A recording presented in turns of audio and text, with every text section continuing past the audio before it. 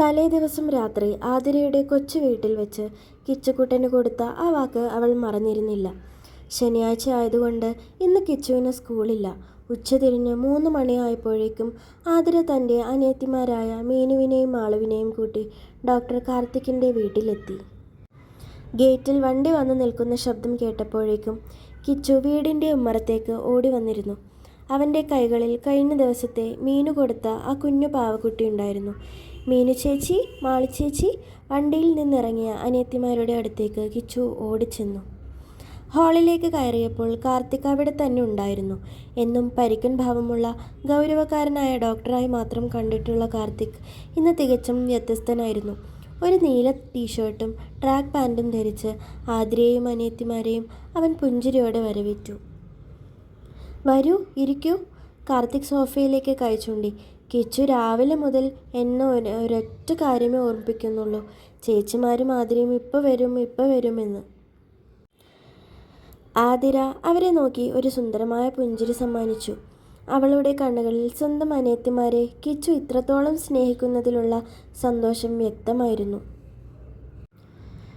തുടർന്നുള്ള മണിക്കൂറുകൾ ആ വലിയ വീട്ടിൽ ഇതുവരെ ഉണ്ടാകാത്ത തരത്തിലുള്ള കളിച്ചിരികളുടെ പൂക്കാലമായിരുന്നു. മീനുവും മാളുവും ഹാളിലെ പായയിലിരുന്ന് കിച്ചുവിനെ കഥാപുസ്തകത്തിലെ ചിത്രങ്ങൾ കാണിച്ചു കൊടുക്കുകയാണ്. കിച്ചു ഉറക്കമെല്ലാം മറന്ന് അവരോടൊപ്പം ഒച്ച വെച്ച് കളിക്കാൻ തുടങ്ങി.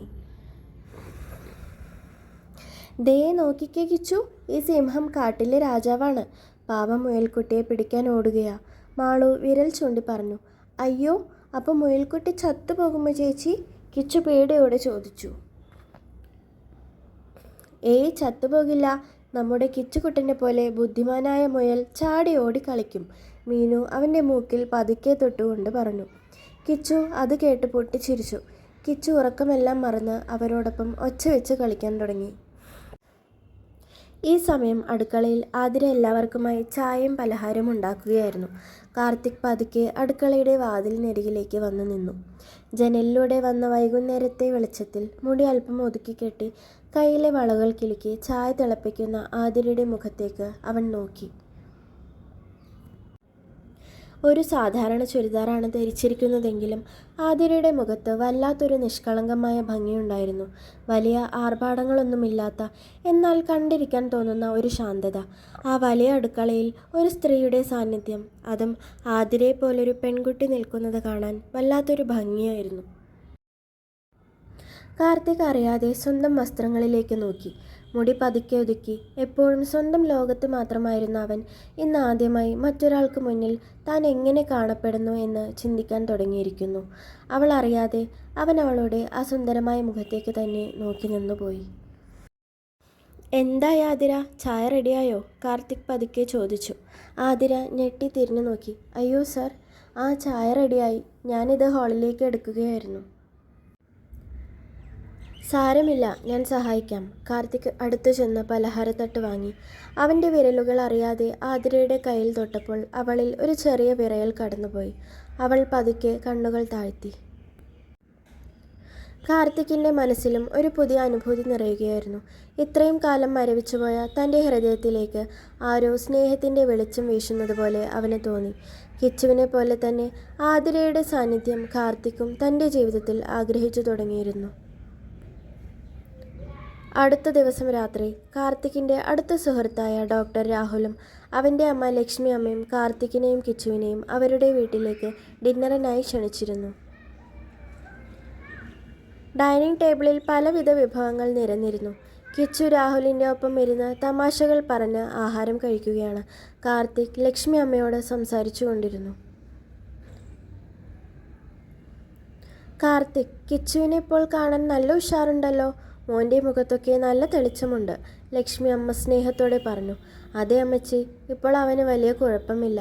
കാർത്തിക് പുഞ്ചിരിച്ചു. എല്ലാം ആ ആതിരമോളുടെ മിടുക്ക, ലക്ഷ്മി അമ്മ ചായ പകർന്നു കൊടുക്കുന്നതിനിടയിൽ പറഞ്ഞു. അവൾക്ക് അത്രയും നല്ലൊരു കുട്ടിയാണ് കാർത്തിക്. സ്വന്തം കാര്യങ്ങളെക്കാൾ കുടുംബത്തെയും അനിയത്തിമാരെയും നോക്കുന്ന ഒരു പാവം കുട്ടി. അവൾ എവിടെ നിന്നാലും അവിടെ ഒരു ഐശ്വര്യമാണ്. കിച്ചുവിനെ അവൾ സ്വന്തം എന്ന പോലെ നോക്കിക്കൊള്ളും.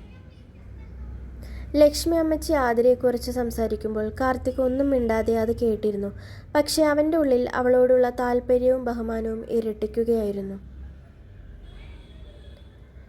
മറ്റുള്ളവർ അവളെ പുകഴ്ത്തുമ്പോൾ തൻ്റെ ഉള്ളിൽ എന്തിനാണ് ഇത്രയും സന്തോഷം തോന്നുന്നത് എന്ന് അവൻ സ്വയം അത്ഭുതപ്പെട്ടു. അവളുടെ ആ നിഷ്കളങ്കമായ പുഞ്ചിരി അവൻ്റെ മനസ്സിൽ വീണ്ടും തെളിഞ്ഞു വന്നു. ദിവസങ്ങൾ കടന്നുപോയി. ഒരു വൈകുന്നേരം കാർത്തിക് ഹോസ്പിറ്റലിൽ നിന്ന് വരുമ്പോൾ ഹാളിൽ ആതിര കിച്ചുവിനെ ഉറക്കിക്കിടത്തിയിട്ട് ആലോചിച്ചിരിക്കുന്നത് കണ്ടു. അവളുടെ മുഖത്ത് വല്ലാത്തൊരു സങ്കടവും ആശങ്കയും നിഴലിച്ചിരുന്നു. മീനുവിൻ്റെയും മാളുവിൻ്റെയും സ്കൂൾ ഫീസ് അടയ്ക്കാനുള്ള സമയമായിരുന്നു അത്. കയ്യിൽ പണമില്ലാത്തതുകൊണ്ട് അവൾ ആകെ ബുദ്ധിമുട്ടിലായിരുന്നു. കാർത്തിക് വരുന്നത് കണ്ടതും അവൾ പതുക്കെ എഴുന്നേറ്റു അരികിലേക്ക് നടന്നു വരുമ്പോൾ അവളുടെ കൈകൾ വിറയ്ക്കുന്നുണ്ടായിരുന്നു. സാർ, ഞാനൊരു കാര്യം ചോദിച്ചാൽ വിഷമം തോന്നുമോ? അവൾ മടുത്തു ചോദിച്ചു. എന്താ ആതിര, ചോദിക്കൂ. എന്തെങ്കിലും പ്രശ്നമുണ്ടോ? കാർത്തിക് അവളുടെ ആകുലത നിറഞ്ഞ കണ്ണുകളിലേക്ക് നോക്കി ചോദിച്ചു. അത് സാർ, ഈ മാസത്തെ എൻ്റെ ശമ്പളം അല്പം മുൻകൂട്ടി തരാൻ പറ്റുമോ?